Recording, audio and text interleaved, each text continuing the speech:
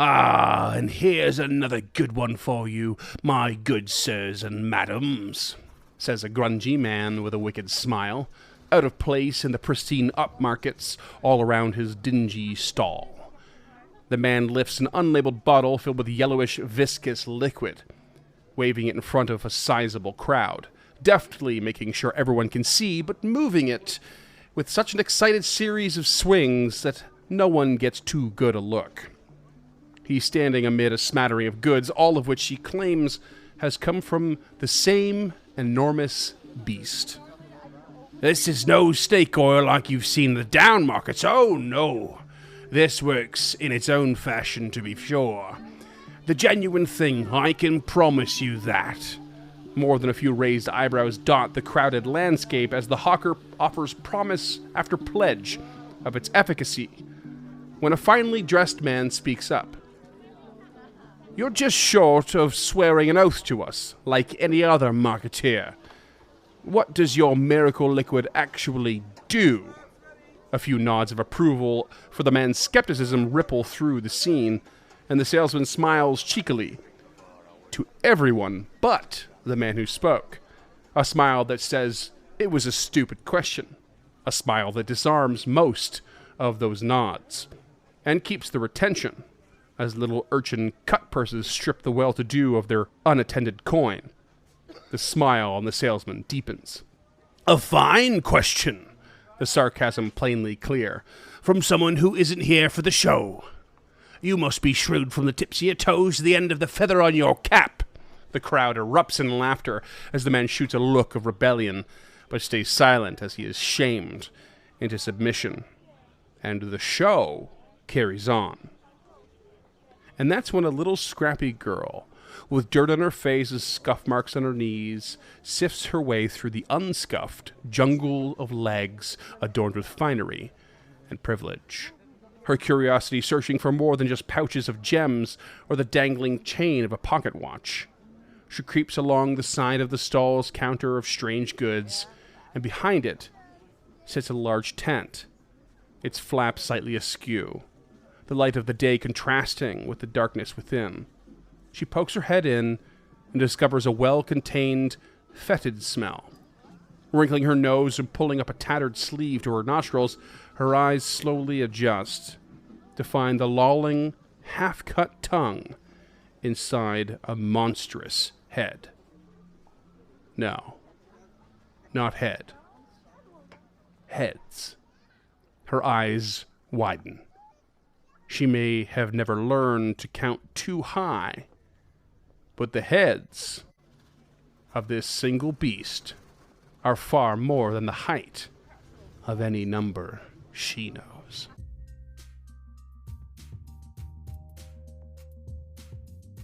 Hey there, creatures, and welcome to Encounter This, a podcast exploration of the creatures from Dungeons & Dragons and the lore that surrounds them. Well, hello there, creatures, and welcome to another episode of Encounter This. Number 90 this week. We're getting pretty fucking high up there. Yeah, I was thinking that, like, just as we started, just before we recorded, I was like, wow, I was at 90. Damn. Yeah, we're running real close to 3 years. We have not quit. No. And listeners, if you are new to the show, that other voice with me is Freeman, too fat to walk iced in, and I, of course, am the dulcet tones of James. Release the Hydra! Kid. I actually don't know what that reference is from, so we'll figure that out as we go, I'm sure. But it's written in all caps, so it felt like the appropriate way to present such a line. Yep. And you nailed it. Today, we are going to be taking a look at the Hydras, as I'm sure you noticed by clicking on this episode. And if you want to follow along, they can be found on the Monster Manual on page 190. Hydras. Oh, boy. I actually didn't really plan on doing this creature, but it was kind of last minute on this one. And I was like, oh, I want to do something kind of easy. But then I was like, but I want something with cool IRL lore. That's what I was in the mood for. Right. And, I imagine we're going to spend a lot of our time in Greece, as we are wont to do. There wasn't as much as I thought there was going to be. But but some of it's really fucking funny. So like, that's really good. I'm actually pretty stoked about this one. Let's start with D&D lore, as we do. And at the dawn of time, also written in all caps, we have Tiamat, the queen of the evil dragons, or the chromatic dragons, for those who don't know. And she goes and slays her rival dragon god, Lernea, which is rude, of course. And adding insult... Not a great name. Adding insult to injury, she casts Lernea's blood across the multiverse. And every drop that landed on a world spawned a Hydra. And each Hydra was consumed with hunger equal to the hatred of the fallen god that spawned it.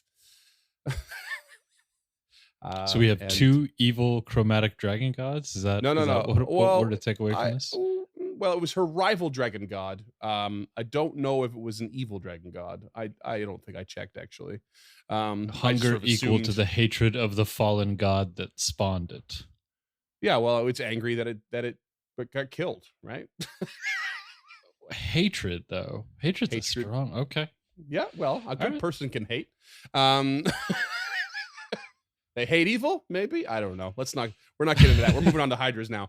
Now, of course, a typical and expected sort of tidbit of lore would be that great champions are known to test their mettle against Hydras, which are, of course, huge, multi-headed reptilian monsters. Their body is described in 5e as crocodilian. I don't know why, because they're not really squat down like that. I guess maybe just the hide. I don't know. But of course, their heads are on long serpentine necks.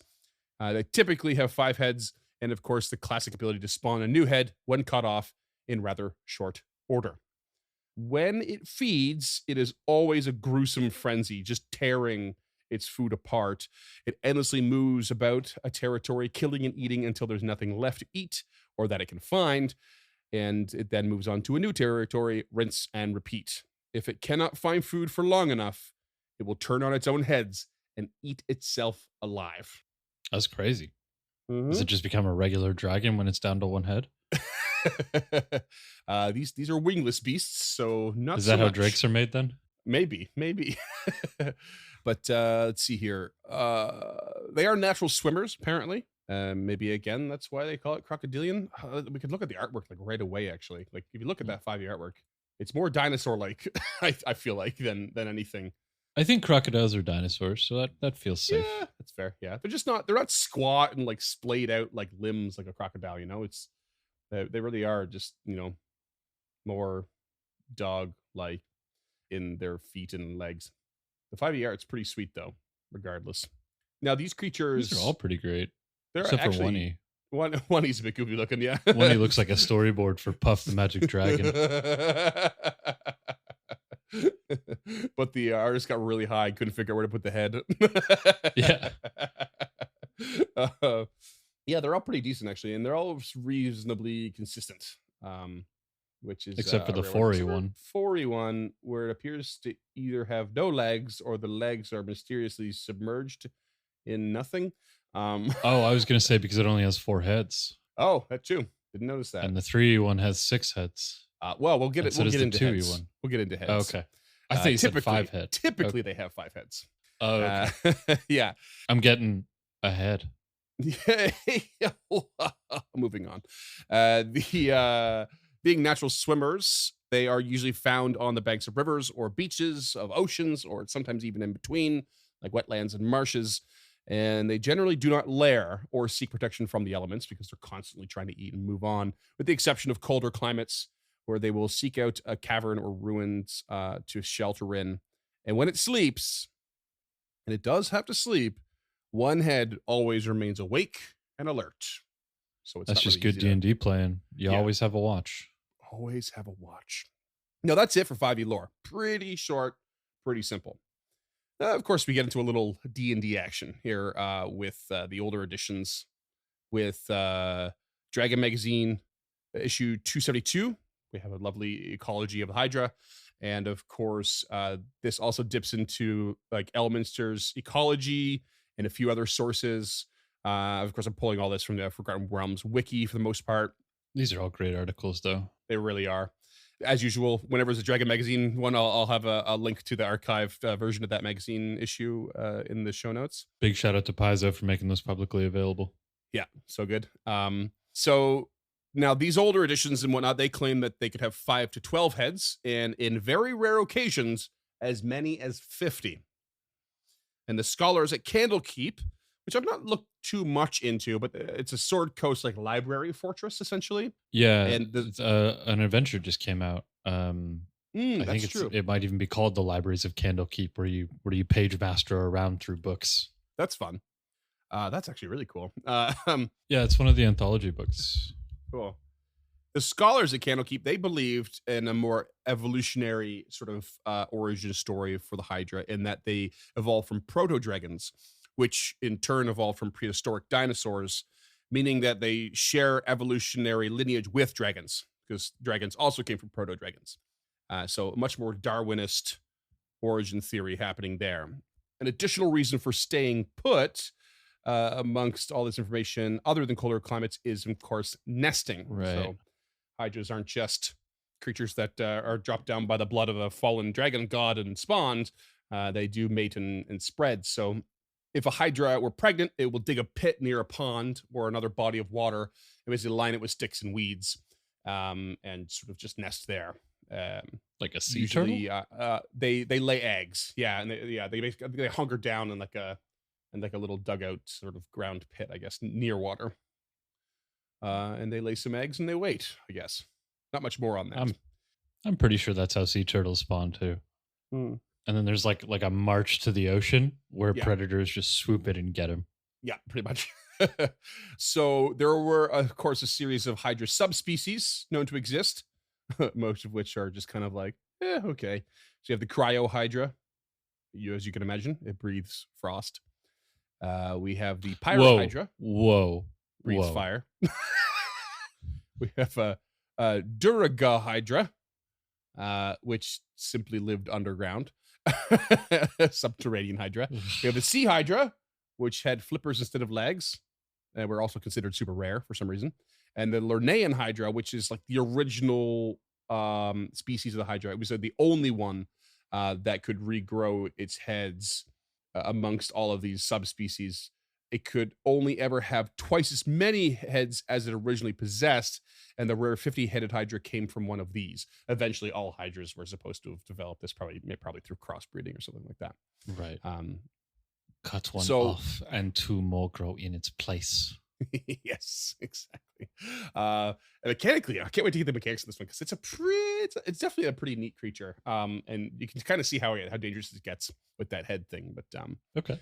But I have an honorable mention, which is actually a story, a D&D story that is really funny, and it leads into some really fun stuff. So we have the story of Hadley Erridge of Thunderstone and the prosperous farmer of Del Geary. So Erridge was a adventurer and suggested to Geary, who was his neighbor, that acquiring a Hydra would help to rid his land of pests and creatures ruining his crops and killing his livestock. Geary agreed to finance the expedition to capture a live Hydra, and you can imagine this is not a very good idea. Of course, Erridge returns with a live Hydra in an iron cage about 2 months later. But when Geary let it loose, it just went on a rampage, killing and destroying and chasing all the animals away, like all the farm animals, all the livestock, destroying the crops, stomping all over it within only a few days. So it happens pretty quick. So the Hydra moves on, and Erridge then claims it's just simply returned to its home swamp. But in actuality, it nested in a nearby pond because it happened to be pregnant. So then the story says that Geary, quote, gave Erridge the sack. So he was fired, which I feel like is a pretty light sentence considering what's happened. He just was like, yeah, you're no longer employed. Well, I mean, it's Geary's fault. He asked him to do it. True, but it's just like, you think he'd be a little more angry about it. But given Erridge convinced him it was a good idea, it's not a good idea. Right, but he still went along with it. He's still got surely they had a contract. Yeah. Yeah, but So, of course, Geary's livelihood is completely destroyed. But from there, Geary hires some warriors to hunt down the Hydra. And when they do, they kill it with success. And being the ever enterprising man that he is, Geary hires an entourage of rangers and wizards to help him discover how to use every part of the Hydra efficiently. And this was his last effort to regain all he had lost. And it actually worked. So he went from prosperous farmer to basically a professional in the field of hunting and trading Hydra for profit and materials. And he got rich all over again. And here's what he discovered. here's a list of things that were discovered in the use of Hydra parts. The Hydra's teeth were good for making nearly unbreakable blades for hoes, plows, and saws. A Hydra's hide could be dried and draped over the bushes of raspberries, blueberries, and strawberries. This would maintain the air around the bush at a consistent 21 degrees Celsius or 70 Fahrenheit, which extended the growing period through the autumn. The hides would wither away if the temperature dropped below 0 for 2 consecutive days. And for some reason, this temperature regulation only worked on these 3 types of bushes and literally nothing else. not people or beasts or other plants, just these 3 berry bushes. Don't know why. They're not even related. But that's what they discovered. 3, like strawberries aren't even a berry. Yeah. It's so weird. Dried Hydra tongues could be used to predict the weather. When tied like a flag in the wind, the tongue would change color as an indicator. If it turned red, it meant that a 5.6 degrees Celsius or 10 degree Fahrenheit temperature rise in the next 24 hours. If it turned green, temperature would likely fall below freezing. And if it turned black, you could expect rain tomorrow. Okay. Oh, I mean, I feel like this is just a mood ring. Seriously. Like it's all just like barometric pressure dependent, and it just you just extrapolate from that as you will. Yeah. So ground Hydra bones were an excellent desiccant. So they basically were things like silica gel packets you find to keep goods dry. So you could add some to grain. It could stop it from getting wet and moldy. Right. Hydra fat was mixed with cornmeal to make a good rat poison. Air quotes on poison, because it wasn't actually a poison, but rather it was irresistible to the rats. So they would gorge themselves fat to the point of hardly being able to walk. And then they were easily caught, presumably by the barn cat or owl or something. They would just fatten themselves to the point of immobility. All right, I dig it. Hydra fat and cornmeal is irresistible. And then finally, in this long list, a Hydra head mounted in a field scared away birds and small mammals, and probably children, hobbits too, I would guess. But the head, I don't know if we can say hobbits, but we can say hobbits. Legally distinct little folk. All credit to Tolkien estate. Whatever, go away. The head could, of course, be preserved for up to 6 months. Of course. So yeah, of course it could. How it was preserved, they don't say. But there it is. Yeah, there's if you ever want to get into the money game of Hydra hunting and stripping it apart, that's what you can get out of it. I noticed the flesh is specifically absent. Yeah, I mean, I assume it's just eaten at that point. It's probably just food. I guess. Are lizards good? I don't think I've ever eaten a lizard. I've definitely never eaten a lizard, so I don't know. I wonder if I don't think I've ever had one. I've had like frogs and stuff, and they're fine. All right. Yeah. Well, that's your D&D lore. That's your fun Dragon Magazine D&D lore. That's great. I'm very other than the Dwaga Hydra, I'm real happy with that, because that's just clumsy wordplay, and there's no excuse for that. Yeah, seriously.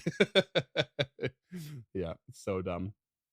Yeah, so that brings us to the cultural lore. All right. Now, of course, we are aware that this comes from Greek and Roman mythology. And the Hydra in this mythology is known as the Lernaean Hydra, or the Hydra of Lerna, which is a serpentine water monster.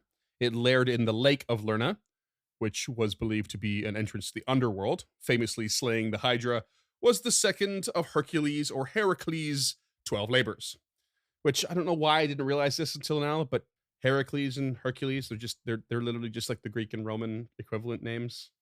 Yeah, Ulysses and Odysseus. I thought Heracles was a separate person for some reason. Not that I knew anything about him, no. but now I realize how. Yeah, I don't know. Just that one went over my head at some point. But so Greek poet and friend of the show, Hesiod, said the Hydra was the offspring of Typhon, a monstrous serpentine giant considered to be one of the deadliest creatures in all of Greek mythology, and Echidna, a half-woman, half-snake monster who was the mother of several famous monsters, including Orthrus, who's a two-headed dog, Cerberus, the famous three-headed dog, possibly the Chimera, the Nemean lion, Nemean lion, and wouldn't you know it, this is total coincidence, apparently the Sphinx. Yep, we actually touched on that literally last episode. Yeah, and Orthus. Oh, see, yeah. I don't remember that part. I was like, huh? Yeah, Typhon and Echidna and Orthus. Yeah, we touched on all those last episode. Okay. And the Chimera, actually. One yeah, the other. I went through this whole list except for the Nemean lion, Cerberus, and the Hydra. Mm-hmm. So, well, thank God we have listeners, because apparently I'm not listening. Yeah, I mean, maybe I didn't touch on it. I'm just going crazy. It's been a long day. So. Yeah, that's fine. Well, listeners, you heard it here first. Double dose. Enjoy. Twice the Echidna. The Hydra in these mythologies also was known to have poisonous breath and blood that was so virulent that even its scent could kill. Yeah. So when Heracles approaches this creature, he covers his mouth and nose with a cloth. You forgot the most important part of that. What's that? You peed on the cloth. Yeah. Oh, you have to. Oh, yeah. I didn't say that. Yeah. If you don't wet the rag, it won't take any particulate out of the air. So there's no. Oh yeah, I mean that makes sense to me. Yeah. Okay. So pea cloth on face. Nailed it. Yeah. He then lured it out of its cave with flaming arrows. Oh.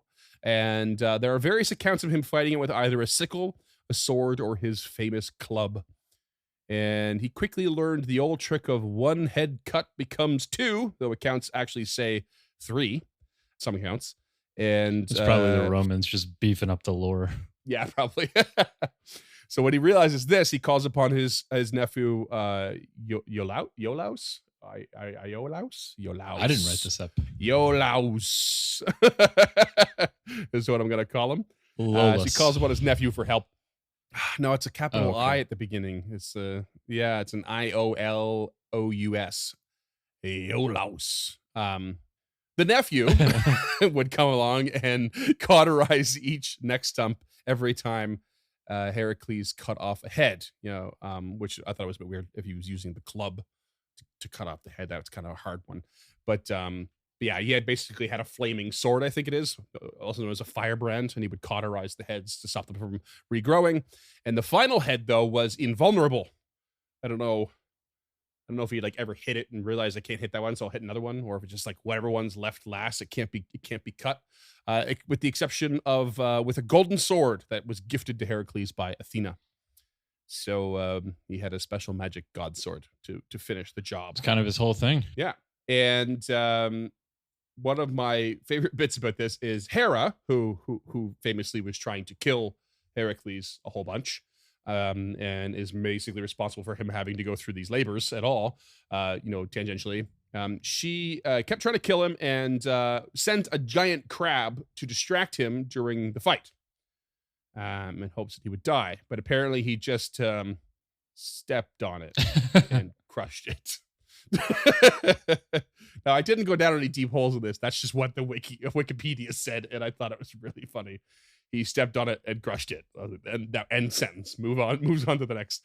And there was an alternative version of this fight where Heracles actually dips his sword into the poison blood of the Hydra and uses it to cauterize the necks as he goes. That's the one I know, yeah. Yeah. Also, Hera's upset at Heracles' success in killing the Hydra. She had a temper tantrum and created the Hydra constellation in the sky, which was described as a sort of vault, and stored the body of the Hydra there. And did the same for her poor little crab guy and created the Cancer constellation as well. That's fun. Yeah. Poor little stepped on crushed little crab guy. But that's actually pretty much it. With me specifically avoiding going down the major rabbit hole of serpentine water monsters, which we've kind of already done before, and I'm sure we'll do again eventually. 100%. But I didn't want to go comparing it to a whole bunch of similar creatures again. Yeah, that makes sense. So, yeah, but that's it. That's the old Hydra. Quick and dirty, entertaining. I love it. Yeah, perfect. It's easy. Are we gonna touch on Hydra or the Hydra voiced by Frank Welker? I specifically saw when I googled Hydra, I just go Hydra wiki. I just Google that, and then it pops up, and then of course it brought me to a disambiguation page of like several topics under Hydra, right. And I immediately saw the Marvel Comics one, and I was like, I'm not even clicking it. Right. I'm not gonna click it. James will know. I mean, I have no notes on it. there's not so much. You can throw your pop culture references in right here. So okay, we'll start with the Disney version. In Disney, the Hydra is voiced by world famous voice actor Frank Welker. If you haven't heard the name, look him up because you've definitely heard his voice. He voices literally everything from like 1960 on. He has the most credits on IMDb by like a long shot. His great. And what Hydra are we talking about that he did? Like what film? Hercules. In the Hercules film? Yeah. Oh, I didn't know it had a voice. I thought he just fought it. Does it speak in the film? Or is it Frank Welker just roaring in a microphone? It's probably that. I've never actually seen the film, Amazing. but he does voice it in Kingdom Hearts. Oh, okay. Yeah. Oh, okay. Fair enough.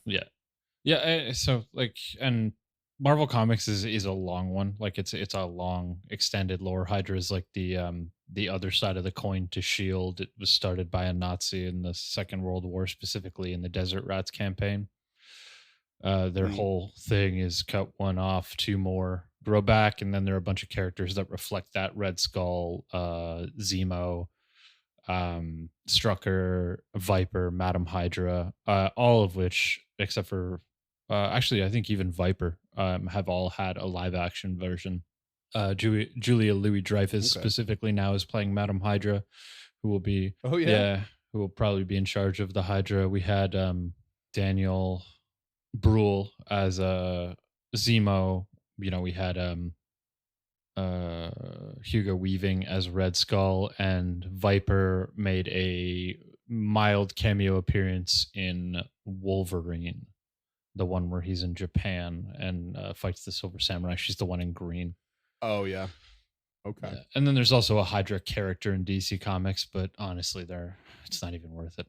I think they're a member of the Thunderbolts, or they were a member of the Thunderbolts during. No, Thunderbolts is Marvel. I don't know who Hydra is in DC. Yeah. I don't know who most of these characters are when you talk about them. So that's fair. I'll show you another picture here. We can have a little appreciation moment. This is a really cool picture of a dwarf fighting a Hydra. I feel like this is so clearly, like 3.5. It is Pathfinder art. Yeah. It is. This is someone who worked for Paizo. Definitely. Yeah. The colors just scream Paizo. Yeah. And a lot of straight edges, not a lot of roundness. Really, really cool. Yeah. It's really nice.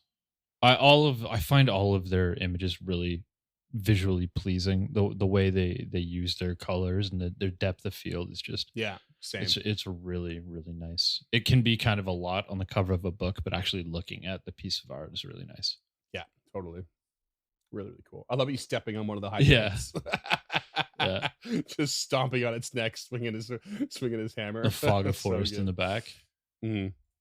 Well, here's another really cool one too. This is apparently a Hydra near Neverwinter, and it looks like a proper massive dinosaur in a landscape. Like it's monstrously big. Yeah, it kind of looks like a storyboard really for cool. Land Before Time. Like it's a really soft pastels. Yeah. Like, yeah.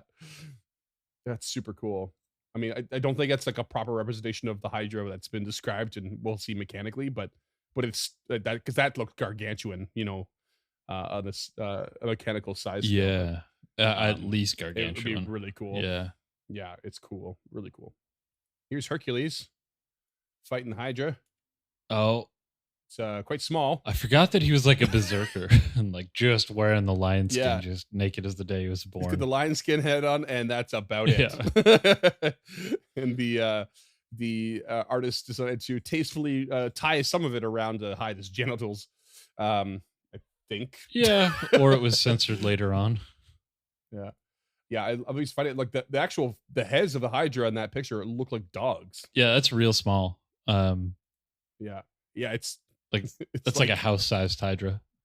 Below shoulder height, really. Yeah, it's like the size of a large Hercules. pig. I don't know why any of our listeners would have that frame of reference, but here we are. Here's a really cool one too. It's like this tall, slender snake creature with several sort of snake heads. Right. That almost looks like one of the Wanti creatures. Mm-hmm. And this one is amazing. This is a portrait of Henry IV, also known as Good King Henry, as Hercules pinning the Hydra. And just look at the look on his face. He's just chilling. He has never been so pleased with himself. He's got the cheekiest look. It looks like a joke painting that someone has like pretended came from history. This could just be a portrait of you in like 10 years. Yeah, seriously. Oh, that's so fun. It's so funny. That one. Look on the Instagram for that one, listeners. It's so funny. Yeah, that one's real good. It. His legs are so out of proportion to the rest of his body, or he has really tiny feet. Like extraordinarily he a thick feet. boy. Yeah. Look at them hips. Oh yeah. Yeah. Oh, that's so funny. Oh god. That's the Hydra. All right. That's fun. I'm done with artwork. Okay. Oh, well, speaking of Durga Hydra who live in dark subterranean places. Put one down and two more grow back. Nice. Let's have a nice, delicious dark beer to celebrate the awesomeness that is the Hydra, and perhaps the awesomeness that is a decent stat block. I think maybe. Oh, okay, that's exciting. We'll see, I mean, we'll see what you think. It's a dragon. I really feel like they would have done their shit. I also would be remiss if I didn't mention Hydra Bob, who is one of the greatest characters in the Marvel universe. Okay. He's like a low-level Hydra worker who ends up teaming up with Deadpool. Deadpool did this series in the mid-late 2000s called Deadpool and something, but the cast of characters would always change. He did one with Brother Voodoo. He did a little bit with Cable. He did a bunch, but it eventually became Deadpool and Hydra Bob. And he joined Hydra for the dental plan, and he's just amazing. He's such a fun character. That's hilarious. Yeah. Just for the dental plan. Yeah. I'll join Hydra for that. Jeez. Right. Could use some work. Yes. Let's talk mechanics. What would you guess the CR of this creature is? Oh, like 15? Nah, not that high. But not stupid low either. It's 8. Okay, that's not bad. Which is like, I feel like it's like a third of the way into like the sweet pocket of 5e, like once you hit like 5 or 6, you feel it's starting. 12 to 14 is where it kind of pitters off. This is somewhere near the middle. Yeah, so we've got CRA HB 172 or 15d12 plus 75. It's got a speed of 30 feet, a swim speed of 30 feet as well. It's only got an AC of 15 with natural armor because it is a huge creature. So it's a big boy. And its type, you're going to hate, is monstrosity. It's not dragon. So I actually don't know if I hate that. Okay. I thought you might, but I don't love it, but it like, it's made of the blood of another creature, right? Like, right.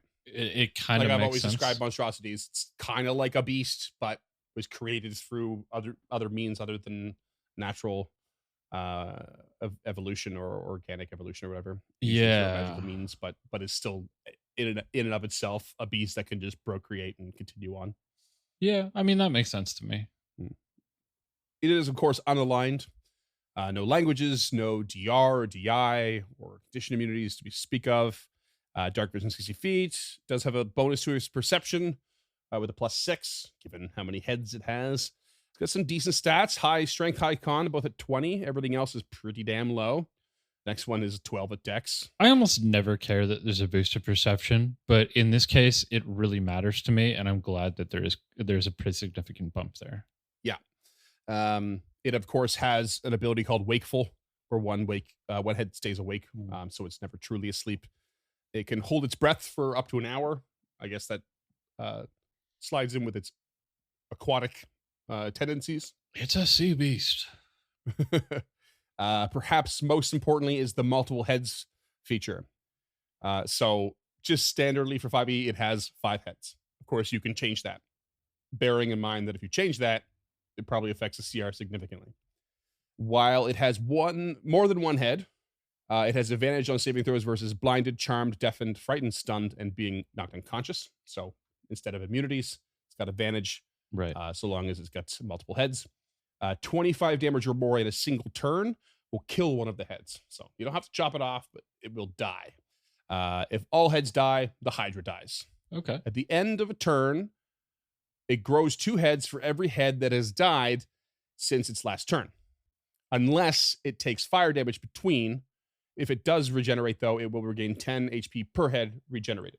So that was a little bit wonky to get your head around, but basically, it's worded very specifically to make sure that it regenerates at a very specific time if it hasn't taken fire damage to sort of, I guess, cauterize it.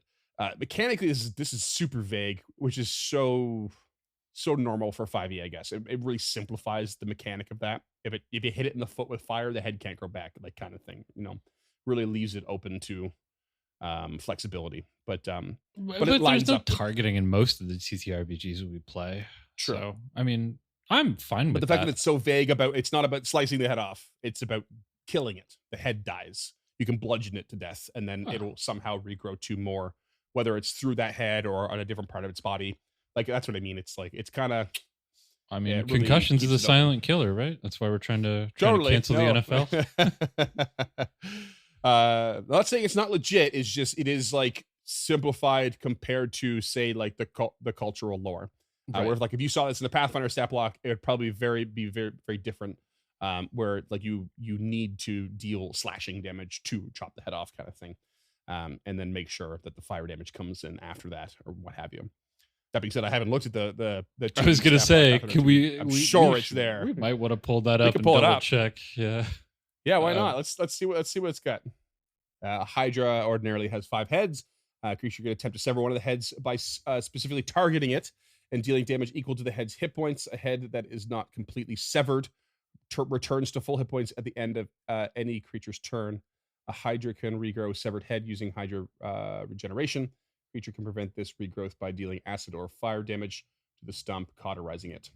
Single target acid or fire effects need to be targeted to a specific stump, but effects that deal splash damage, blah, blah, blah, blah, blah. Attack severs the head. Doesn't pretty much the same. Seem to say how to sever it. I mean, if Hercules can do it with a club, so can my level 6 barbarian. Yeah. Totally fair. All right. Well, I'm wrong. Can't win them all. It's actually weaker. Weaker, like in terms of CR? It only has 15 HP per head, and it's weak to slashing 5. Oh. So, yeah, like it is. Oh, okay. It will be easier to kill. Yeah. Yeah. Okay, that makes sense.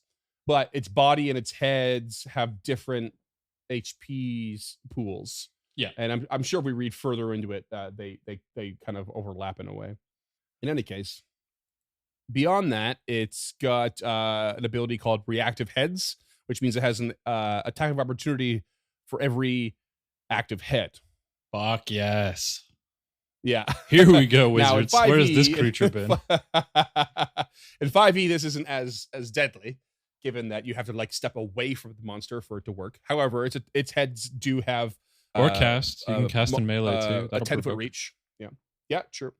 That being said, a single action, as far as I know, this is true for both systems. A single action only triggers one AOO. It cannot trigger multiple AOOs. So you can't have one player move away and have all 5 heads attack that player. Only one can. But it has 5 opportunities per round to do such a thing if it comes up. So again, at 5e, it's not as deadly. Yeah, I'd probably rule the other direction just because of the wording of it.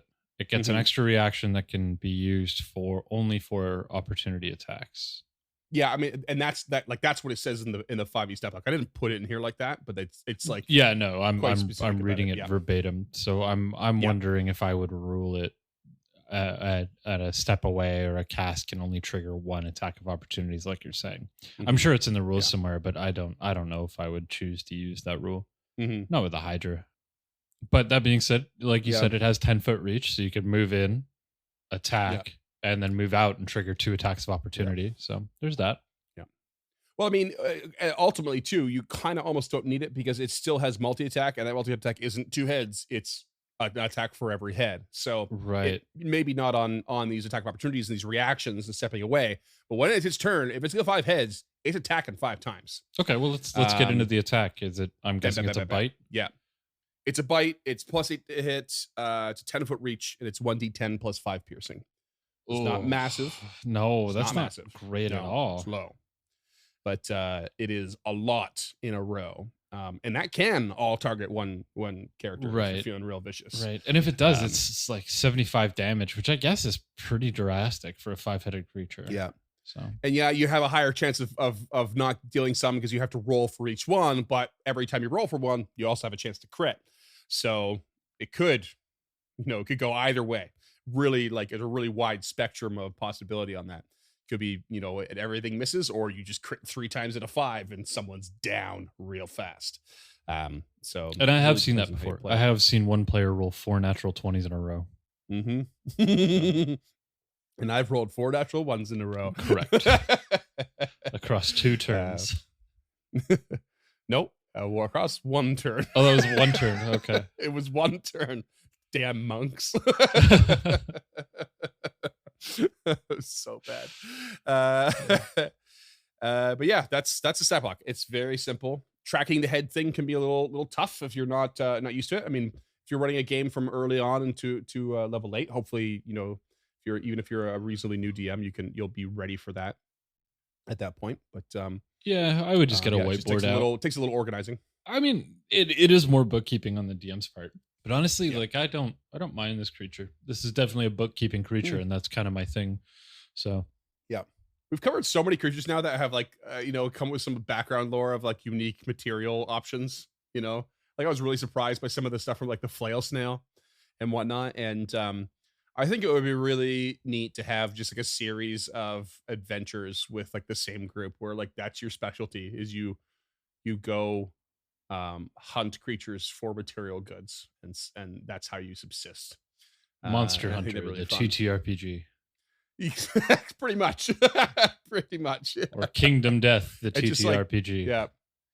And like if you have that and you're playing that and you just use all these old school things, like as you're playing that, you're gonna get more and more ideas of like what is this creature made of? What kind of parts does it have, and what can I come up with to like offer some cool homebrew items or give them materials to create that magic item they want, and have a little more hands-on crafting kind of element to it. It'd be really, really fun. It'd be really fun if like your group, and especially the DM, was into say having a proper economy system of like buying and selling and trading. Not something I would be into. Maybe you would, James. But yeah, I think the collecting and the crafting side of it would be really fun. Yeah, I don't think a long-term game I'd be down for. That seems like kind of the same old song and dance. But like 3, I think like whenever I think about repeating a creature, I always think 3 is the best way to do it, because 1, you really got no idea what you're going up against unless you absolutely fucking nail a recall knowledge or an insight or something like that. Yeah. Second time you've learned a little bit, and the third time you just rock shit. So I think 3 would be a good, like 3 sessions of which you could easily squeeze into like a 9-session game, 4 hours each. You got to track the Hydra. You gotta prep. Like this one's bigger than the other. Mhm. This one's a sea Hydra, or this one's a cryomancer, or whatever. Sub-Zero, the Hydra. Yeah.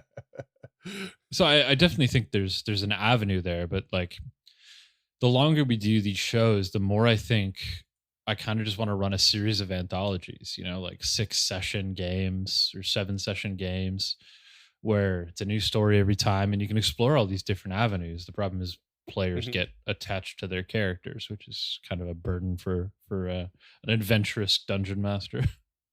Yeah. I'm also put in mind of one of it's like a sort of, I guess, collaboration book. I think it's an official book, but it was I think released by the Penny Arcade Expo people. It's called Acquisitions Incorporated. I've never read it. Yeah, but this might be a cool idea, because the description of it is like, live out your fantasy of climbing the corporate ladder of the most notorious retrieval agency in Forgotten Realms. Maybe that would fit this idea. Maybe it's got some really cool ideas floating around in that book to make this work.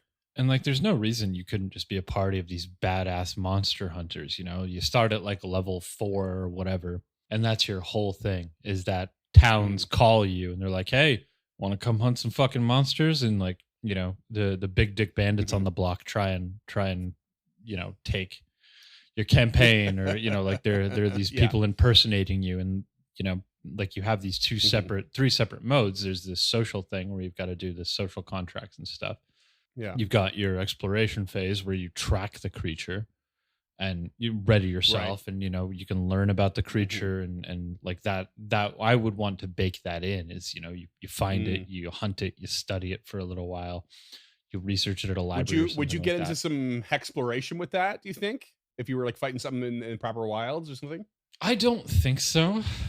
I've kind of been soured on Hexploration I mean, that could just be my experience of running it, and I didn't run it to the book, but in the kind of games I run, it just seems like an unnecessary burden for the kind of story that I want to run. I want to run something fast and quick, and you get through travel and shit real fast.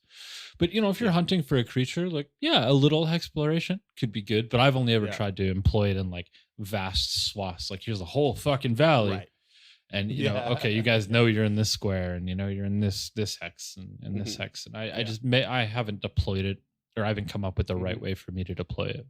It could be interesting. Yeah, the only thing I've really read on it is in one of the newer Paizo Pathfinder Adventure Pass, which I talked to you about, the Quest of the Frozen Flame. Right. And I think the way they've put it in, it's already like an alternative rule in like the Game Master Guide for Pathfinder, but they implement it and they add like certain actions to the exploration. So it's like, when you're moving the hexes, you have to use these certain, you decide which actions you're going to use, and they affect your traveling.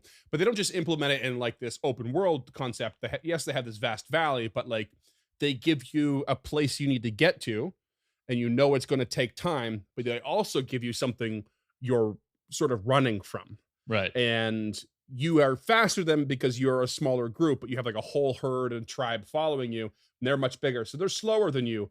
But if you get stopped by things, you don't know what things are going to be in which hexes. And it's really cool because they're like, if they stop on a hex next to water, pull up this scenario. And so it doesn't specify it's that hex, it's just one next to water, right? Or it's one on the hill. And it's really neat, because you don't know what's going to happen, how many days it's going to take you. You have to like sort of subsist on the land as you go, and it kind of adds this sort of quote unquote downtime element to the exploration. And you make decisions between hexes on what action you're going to take it. I thought it was pretty neat. I haven't seen it in action, but I'd be curious to see how it rolled out. I think it would be more suited to a rule set like 2E, where there are specific exploration activities you're taking. Whereas in 5E, it's like, okay, which hex do you want to try and get to? Okay, roll a survival check. Right. Yeah. Okay, which way do you want to go? North, south, like, which of these 6 cardinal directions you roll low, you kind of lost direction, you went to the other hex instead of the one you wanted. Yeah, and playing it blind is kind of it. I don't know. The way I was running it, I wasn't happy with it, and I'm not ready to revisit it as a dungeon master. But It could be interesting in like, Yeah. here are 3 or 4 hexes and you have to cover all of these hexes in order to try and figure out where this creature nests. And, it takes days or weeks or whatever. Mhm. From what I remember, because I did play in the game you were running that with. Yep. I don't remember it well, but I feel like I remember we didn't know where the spot we wanted to go to was. So we were kind of wandering aimlessly. And like that was the downside to our experience, at least for me, was like wandering aimlessly is not that fun. It's like having an adventure without a hook. And not that it wasn't, not that it was awful. It wasn't awful. Like it was like, oh my God, what's gonna be the next spot? Like you don't know. It's kind of exciting. Yeah. So I prepped something for every hex. Yeah. Right. Yeah. But which is so much. Oh my God. Oh yeah. It was an insane amount of work.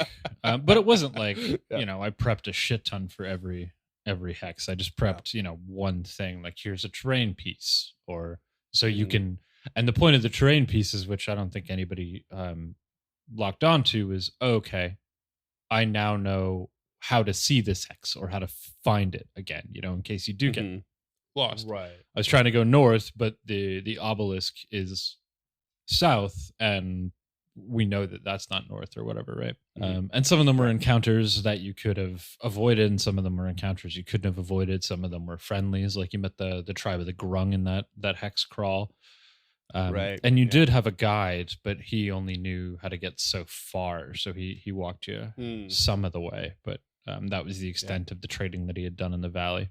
But not my proudest moment as a GM. You live and you learn, and I would do things differently next time. But right now I'm not ready to run another hex crawl. I'm still puzzling out my labyrinth and how I want to write and run the one we talked about in the Minotaurs. Okay. Like I'm really actually actively working on that idea. So cool. That's awesome.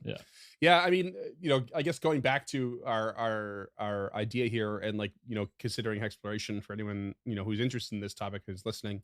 I do think it would be kind of cool. Like, okay, you're going to hunt, a Hydra, or you're going to hunt a wyvern, or you're going to hunt a flail snail, and like you have some really cool opportunities there to create an exploration thing where, like, what's it like to encounter something different in an underground cavern on a grand scale. You can plan things for next to this massive stalactite or stalagmite, and then now you're getting into piercer and roper territory, something like that. You can really play with it, especially if you have a cool map to work on. Which there's some really cool ones out there. So a lot of people make a lot of cool ones, and at least for free, like using Incarnate for like these really cool maps. So I think it'll be really fun to be like, if people are into that, and you come up with cool actions between squares, and you have a subsisting and survival kind of aspect to it that feels a little more grounded and a little more tangible. And then you're going on the hunt to find the thing to get the goods, so you can keep on living and move on to the next hunt in the different terrain. Maybe next time it's the Yeti, and you're on the hills in north of Neverwinter. That'd be really cool. Trying to get that Yeti horn. Yeah, there are so many good opportunities for a campaign like that. Yeah. If you're in the magical forest hunting the unicorn horn, the alicorn, you evil bastards. Maybe they want nightmares. Did we ever end up covering nightmares? I don't know. I don't think so. Well, write us in and let us know, listeners. Phone lines are open. And since I said that, if you enjoyed this episode on Hydras, you can reach out to us at patreon.com/encounterpod. $5 a month will get you a handwritten thank you letter and access to the notes we use to build these shows. For $10 a month, you can tell us you want us to cover the nightmare, or whatever else, the nightmare that is the goblin suite we have ahead of us. Yeah. If you just want to comment on it, or if you have any ideas, or you think you've cracked the hex crawl code, we would absolutely love to hear from you. On Twitter and Facebook, we are EncounterPod. And if you want to check out this incredible imagery of future Freeman stepping on a grotesque-esque Hydra, you can find all of that on Instagram.com/EncounterPod. If you want to check out any of our past episodes, they should all be available on your podcast player of choice. Sphinx, our last episode, which we mentioned in this the cultural lore as well.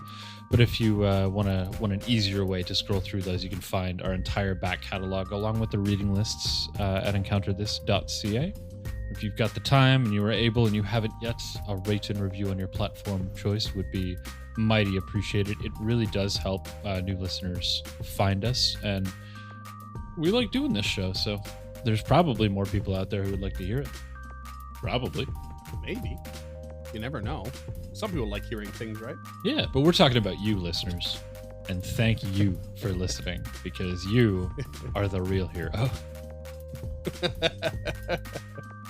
And as much as this is good advice in general, but particularly for now, any of our Southern Hemisphere listeners, with summer right around the corner, make sure you stay hydrated. I got nothing better, so we're going to leave you on that one, listeners. Catch you again in 2 Nailed weeks. For a little bit of a drier ep, I'm sure.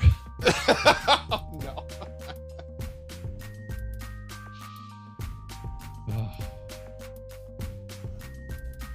Get it? Because Thri-Kreen are desert.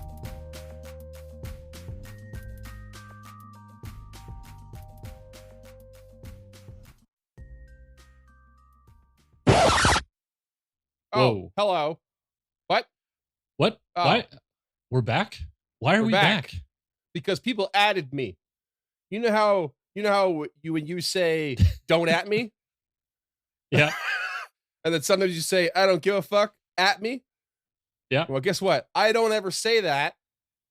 But they added me. They added me anyway. Uh-oh. And I'm not okay with this. So, here's what the at was, is that some fans, they like to call themselves, of the show, friends, somebody Just the be most as bold to aggressive say, air quotes.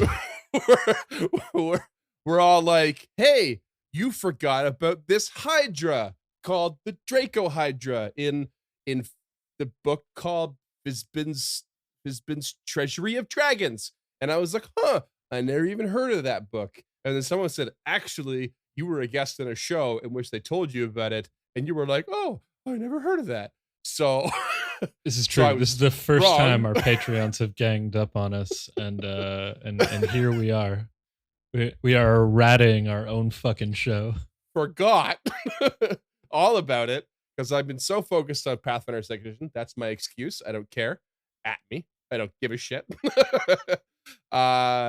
So here we are, adding a little extra onto the end of the episode for shits and giggles, and we're gonna cover the Draco Hydra, the stupid, shitty Draco Hydra that nobody likes and nobody really wanted because it sucks. Okay. All right. You want to know why it sucks? You want me to tell you why it sucks? Because it's boring. Oh. Whoa, shots fired. The Draco Hydra is an arcane experimentation dedicated to recreating the power of Tiamat, which is the evil queen dragon god, whatchamacallit, which we talked about in Hydra. We talked about previously in this Hydra episode, and I'm all riled up. And Tiamat was the one who killed the other dragon god, Liurna. And then Liurna's blood is the one who drops all over the multiverse, whatever, and drops form the Hydras. Well, Liurnea. what did they do? What did they do? Oh, they're all like, oh, we're going to take some arcane experimentation. We're going to infuse the magical powers of chromatic dragons, the evil ones, into the Hydra blood, which is quite possibly the greatest insult injury I've ever heard of. We're going to take the blood of the defeated dragon god and just infuse it with the power of the god that killed it. And then that created a draconic version of the Hydra, which is basically draconic only in that the heads look more dragon-like. They're multicolored like Tiamat's are. And, but also, by the way, it now has multiple tails. But those are specifically snake-like, not dragon-like. So I'm guessing it doesn't have the dragon subtype? Nope, I don't. No, it doesn't. It Cool. really doesn't. So this pathetic excuse for writing a new creature has a multicolored breath weapon, which contains the essence of chromatic dragon elemental power. Seriously, I'm not joking. I'm kind of playing this a bit, but this is really lazy writing. It's a really small excerpt, and I was like, this sucks. I'm not. It was like cyclical. It just talked around itself. And then they, just like other Hydra, they would feed relentlessly, hunting local fauna to extinction before targeting settled areas. They would also be servants to their direct creator, the ritual magics that created them, keeping them obedient and in line. That's it. That's all the lore you get, because that's all there Yeah. is, and it's dumb. Let's talk about stat block. Hopefully this is good, because that, you're right, that was very uninspired. Mm-hmm. Yeah, I don't hate the insult to injury, but man, it does not come into play. It's no, no. So Hydra is what? CR8. This is CR11. Let's see if we can figure out why. Also a huge creature, also a monstrosity, not a dragon. Alignment typically chaotic evil. New books typically giving you some Right. leeway. Is that what you call that? Yep. Nailed it. HP 218, 19d12 plus 95 for those who like the math. It has a speed of 30, swim speed of 30, fly speed of 30. So it does have wings at least. All right. And then AC 17 natural armor, understands draconic but cannot speak. And dark vision 60, perception plus 9. I'm sure why it has that. Strength 20 plus 5, con 20 plus 5. Yep. It doesn't really feel like a CR11 so far. It does have the same features such as reactive heads, giving it the whole attacks of opportunity all over the place. It is wakeful, so you can't really catch it by surprise. It does have the multiple heads deal. Full details again, I'm not going to cover it. Go back and listen. Use your rewind button, friends. The differences are that it's 30 or more damage instead of 25 or more damage to kill one of the heads. And it's specifically radiant damage to stop the regeneration instead of fire or acid. That's the only difference. What an arcane choice. Why radiant? I have no idea. Because it fights evil, I guess. Typically. Yeah, There's some leeway there. It's got multi-attack, exact same, one for every head. Bite attack, in this case it's a +9. 10-foot reach, 1d10 plus 5. Although the damage type is not piercing, it is instead chosen by the Hydra amongst the colors of its heads. So it can be acid, cold, fire, lightning, or poison, which I thought kind of odd. I had to go back. I actually wrote this down wrong initially because I thought it would be damage depending on which head attacks, because they're all different colored. It's not. The Hydra just chooses upon the bite. So Green Dragon can just decide to have lightning powered dentures for a round? Basically. And the reason I thought this was strange and I had to go back and read it is because of the next option, which is a breath weapon, the Prismatic Breath, which is on a recharge from 4 to 6. So decent recharge. All heads exhale in a single multicolored breath in unison. 60-foot cone, DC 17 dex save, half damage on success. On a failure, you take 6d10 damage of the chosen type again. So they all breathe a multicolored one, but you choose one of the list again.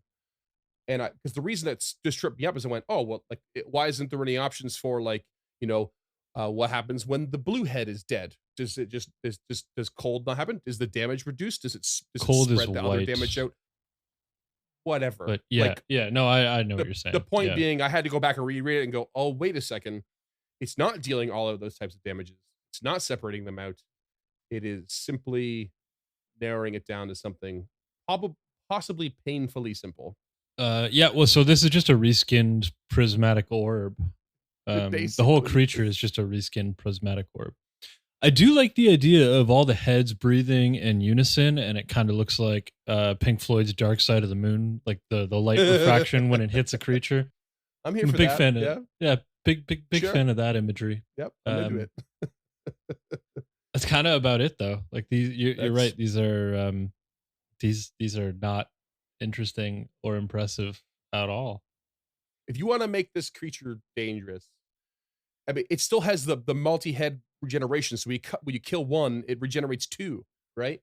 And so, like, instead of a bite attack doing 1d10 plus 5, if you cut the green one off and then it regenerates 2, have them attack in unison for 2d8 plus 5. and then so on and so forth, and increase the amount of dice, but reduce the dice parameter and just get in there. Right. And then you could do the same thing with the prismatic breath, play with it, like 60-10 damage, which, I mean, it's assuming that has 1, 2, 3, 4, 5 heads. So 60-10 doesn't really make that much sense. You could change it to 5d10, or some such, and then when one gets cut off, reduce it by 1 damage die. So it's 4d10. And now, and you're missing one of the damage types. Like, divide that out like almost evenly or something like that. If you have to roll them all separate, I mean, by all means, just make it quick. And then when the heads regenerate again, play with the damage dice. Have all of these types of damage flying all over the place, not just choose one at a time. Actually, really annoyed right now. I really like what you're laying down. I love the idea I'm making that it too complicated now, but it's because no, I'm so bored by I don't this think step you block. are. It's there's 5 heads, it's 5d10 damage. Each one head represents one of those types of damage. But when they do the breath weapon, they do it all together, and it's like necrotic or something most players don't have resistance to, or force damage. Force is a cool one. So like Voltron, all our powers combined to form Right. Captain Planet. Yeah. That was a really mixed metaphor that just happened there. We've already got an episode in the bag tonight, listeners. So mixing my nerd shit up here with Captain Planet and Voltron. But I'm here for it. Seriously though, just like play with it, make it make more sense, or just don't use it. I don't know. Just don't use it. This currently is in its current incarnation is just a bad Power Rangers villain. It really is. That like somehow sapped a minor portion of the powers of each ranger, and that was its whole shtick, was tricking them into like making themselves vulnerable so it could leash just a little bit, and then creates this amalgam of power to shoot back at it or like form itself, but then it's easily defeated because it's dumb. Until Lord Zed or Rita Repulsa throw something at it and make it real big the last 10 minutes of the episode. Exactly. Per usual. Yeah, and then that sweet guitar lick comes in. And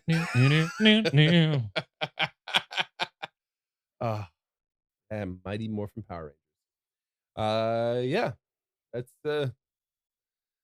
that though. Thanks for atting me.